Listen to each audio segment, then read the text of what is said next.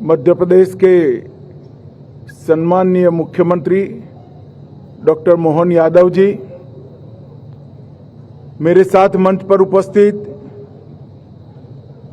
महानिदेशक सीआरपीएफ श्री ज्ञानेंद्र प्रताप सिंह जी, इस क्षेत्र के सभी चुने हुए प्रतिनिधिगण, आज जिन्होंने इतनी शानदार परेड की है, वो देश के अलग अलग हिस्से से आए हुए सीआरपीएफ के जवान और उपस्थित सभी सीआरपीएफ के परिवार को बहुत सम्मान सहित मैं प्रणाम कर मेरी बात की शुरुआत करना चाहता हूं। आज यहां आने से पहले सीआरपीएफ की स्थापना से अब तक 2264 जवानों ने अपना सर्वोच्च बलिदान अलग अलग मोर्चे पर देश की सुरक्षा के लिए दिया है। मैं वो सभी को कृतज्ञ राष्ट्र की ओर से सैल्यूट कर यहां आया हूं और वो सभी 2264 शहीदों के परिवारजनों को मैं कहना चाहता हूं कि आज देश 2047 में सर्वोच्च बनने की दिशा में आगे बढ़ रहा है। उसमें आपके परिवारजनों के ये बलिदान का बहुत बड़ा योगदान है। जबकि देश की आजादी की शताब्दी का सुवर्ण ग्रंथ लिखा जाएगा, सबसे पहले ये अमर शहीदों की वीरता की गाथा सुवर्णमयी अक्षरों से लिखी जाएगी, इसका मुझे पूरा विश्वास है। हमेशा सीआरपीएफ ने देश की एकता और अखंडता बनाए रखने के लिए अपना सर्वोच्च बलिदान देने में कोई कसर नहीं छोड़ी और इसीलिए जब भी देश में कहीं अशांति होती है और गृह मंत्री के नाते जब मुझे मालूम पड़ता है कि सीआरपीएफ का जवान वहां मौजूद है, मैं निश्चिंत होकर अपना बाकी काम करता हूं, क्योंकि मुझे भरोसा है कि सीआरपीएफ है तो विजय सीआरपीएफ के जवान की सुनिश्चित। भाइयों और बहनों, मोदी जी के सरकार दूसरी बार बनने के बाद 2019 में हमने निर्णय किया कि सभी सीएपीएफ का स्थापना दिन देश के अलग अलग हिस्सों में मनाया जाएगा। उसी के तहत आज ये वार्षिक परेड नीमच के अंदर मनाई जा रही है और आज यहाँ पर सीआरपीएफ के कई जवान, कई कार्मिक, उनको उनके उत्कृष्ट प्रदर्शन के लिए अलग अलग प्रकार के अलंकरणों से नवाजा गया है। मैं वो सभी को बहुत बहुत बधाई देना चाहता हूं। मित्रों, सीआरपीएफ का योगदान देश की सुरक्षा से अलग हटकर कोई देख ही नहीं सकता। चाहे कश्मीर की वादियों में आतंकवाद फैलाने वाले, नापाक इरादे रखने वाले आतंकियों के सामने जूझना हो, चाहे पूर्वोत्तर में शांति प्रस्थापित करने के लिए हमेशा तैनात रहना हो, और सबसे बड़ी बात पशुपति टू तिरुपति का एक हौसला रखने वाले दुर्दांत नक्सलियों को आज 4 जिलों में सिमट कर रख देना हो। इस सारे कारनामों में हमारे सीआरपीएफ के जवानों का बहुत बड़ा योगदान है। ढेर सारी पुस्तकें भी इनकी वीरता, इनकी कर्तव्यपरायणता, इनका हौसला और देशभक्ति की गाथा नहीं लिख सकती। इस सीआरपीएफ 1939 में क्राउन रिप्रेजेंटेटिव पुलिस के नाम से इसका गठन किया गया। और मित्रों, मैं आज इस मंच से सीआरपीएफ के हर जवान को एक कहना चाहता हूं कि कभी भी ये मत भूलना कि आपके नए स्वरूप सेंट्रल रिजर्व पुलिस फोर्स की स्थापना और उसका ध्वज देने का काम महान सरदार वल्लभ भाई पटेल ने किया है। सरदार वल्लभ भाई पटेल ने न केवल सीआरपीएफ की स्थापना की, ध्वज दिया, उसके चार्टर को भी बहुत बखूबी से उन्होंने चिन्हित करने का काम किया और सरदार पटेल के ही दिखाए हुए रास्ते पर इतनी लंबी मजल एक गौरवमयी यात्रा सीआरपीएफ ने समाप्त की है और आज 248 बटालियन सहित 4 जोनल मुख्यालय, 21 सेक्टर मुख्यालय, 2 परिचालन सेक्टर मुख्यालय, 17 रेंज और 39 प्रशासनिक रेंज में लगभग 3 लाख जवान बटकर हर जगह पे देश की शांति और सुरक्षा के लिए काम कर रहे हैं। हमारा सीआरपीएफ इस देश का ही नहीं, पूरी दुनिया का सबसे बड़ा अर्धसैनिक बल होने का गौरव सीआरपीएफ को प्राप्त है। भाई और बहनों, 76 साल के आजादी के इतिहास में कई ऐसे मौके हैं जहां देश की आन बान शान को सीआरपीएफ के जवानों ने बचा कर रखा। लद्दाख के हॉट स्प्रिंग में 21 अक्टूबर 1959 में चीनी सेना का मुकाबला केवल कुछ चुनिंदा सीआरपीएफ के जवानों ने किया और सबने शहादत हासिल की।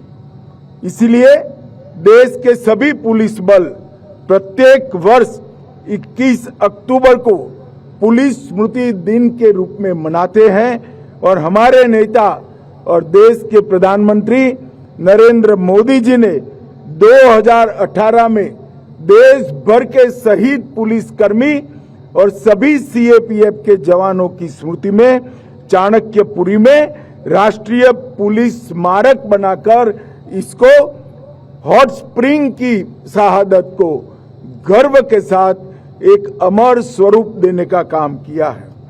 1965 में कच्छ के रण में सरदार पोस्ट पर सीआरपीएफ के जवान तैनात थे। पाकिस्तान की सेना को मुंह तोड़ जवाब दिया और इसीलिए 9 अप्रैल को शौर्य दिन पूरा देश मनाता है। मित्रों, 2001 में हमारे लोकतंत्र की सबसे बड़ी पंचायत संसद भवन पर हमला हुआ, इसको भी नाकाम सीआरपीएफ के जवानों ने किया। 2005 में श्री राम जन्मभूमि पर आतंकी हमला हुआ, उसको भी निरस्त करने का काम सीआरपीएफ के जवानों ने किया और मंदिर को सुरक्षित रखा। भाइयों और बहनों, सबसे बड़ी कामयाबी सीआरपीएफ के इतिहास में लिखी जाएगी, वो अनेक सालों तक याद रखी जाएगी कि इस देश को नक्सलवाद से मुक्त करने में सीआरपीएफ ने बहुत बड़ा योगदान दिया है। आज भी दुर्दांत नक्सली भी जब उनको समाचार मिलते हैं कि कोबरा के जवान उनकी ओर गति से बढ़ रहे हैं तो उनकी रूह कांप जाती है। इस प्रकार का एक बहुत बड़ा शौर्य का परिचायक सीआरपीएफ की कोबरा बटालियन बनी है।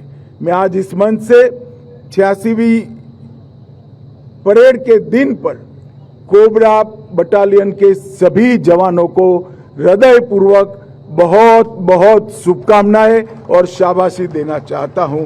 आपके नेतृत्व में सीआरपीएफ के बाकी जवानों ने नक्सलवाद को समाप्त करने की दिशा में बहुत बड़ा योगदान दिया है और मैं आज आपको कहकर जाता हूं कि 31 मार्च 2026 इस देश में नक्सलवाद हमेशा के लिए समाप्त हो जाएगा।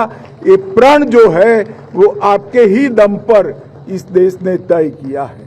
सीआरपीएफ के बगैर ये संभव नहीं है।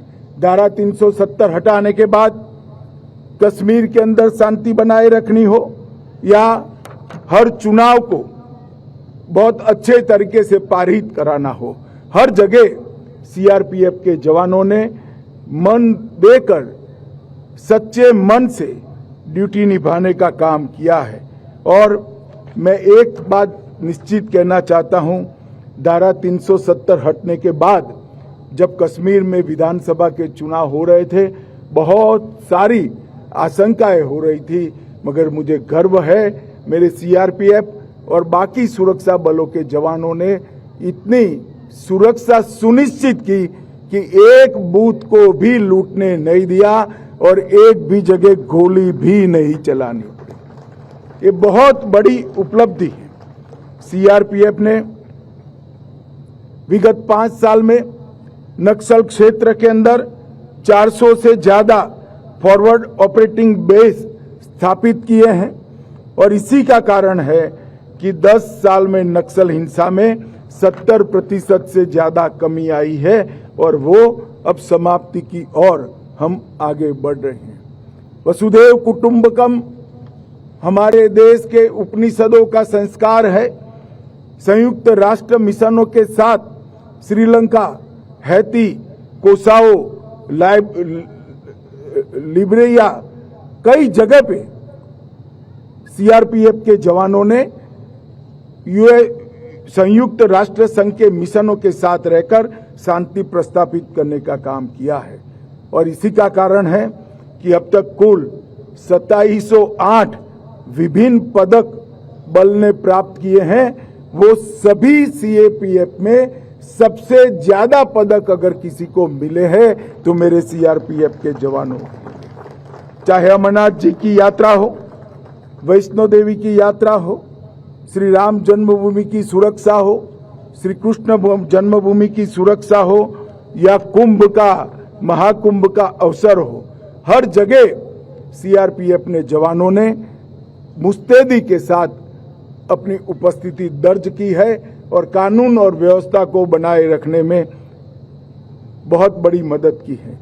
स्वच्छ भारत, एक भारत श्रेष्ठ भारत, तिरंगा यात्रा, स्वच्छता ही सेवा, एक पेड़ मां के नाम, कई अभियानों को सीआरपीएफ ने एक बहुत अच्छे तरीके से जमीन पर उतारकर ये भी सिद्ध किया है कि हाथ में बंदूक तो है मगर देश की, समाज की हर समस्या के सामने लड़ने के लिए सीएपीएफ हमेशा सजग है।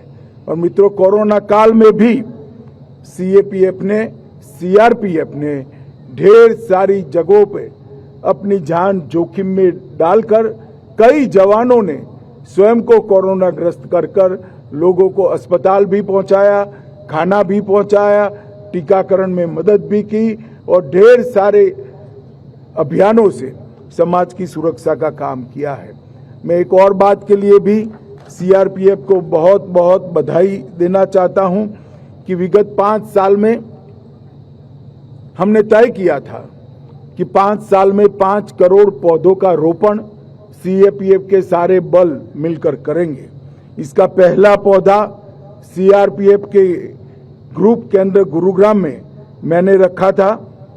1 करोड़वा पौधा भी सीआरपीएफ के कैंपस नांदेड़ में ही रखा।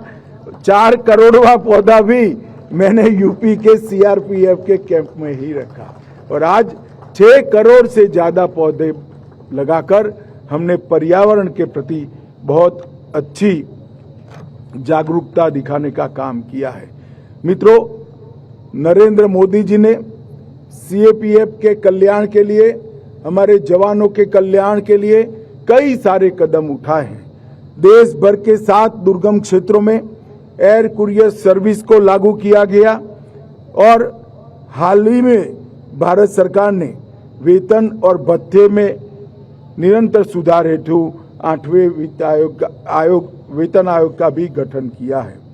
हमने 42 लाख से अधिक आयुष्मान सीएपीएफ के कार्ड दिए हैं, जिसके तहत हजारों हॉस्पिटल आज सीएपीएफ कर्मी और उनके परिवारजनों के लिए उपलब्ध हैं। लगभग आवास योजना में हमने 9.5% सेटिस्फेक्शन रेशियो को बढ़ाया है। सीएपीएफ ई आवास वेब पोर्टल लॉन्च कर 6.5 लाख कर्मियों को खाली आवास देने के लिए हमने प्रयास किया और 1 लाख से अधिक आवास हमने आवंटित कर दिए हैं। अब बल में महिलाओं की भी भर्ती हो रही है। इनके लिए भी 124 महिला बैरक की अप्रूवल दी है।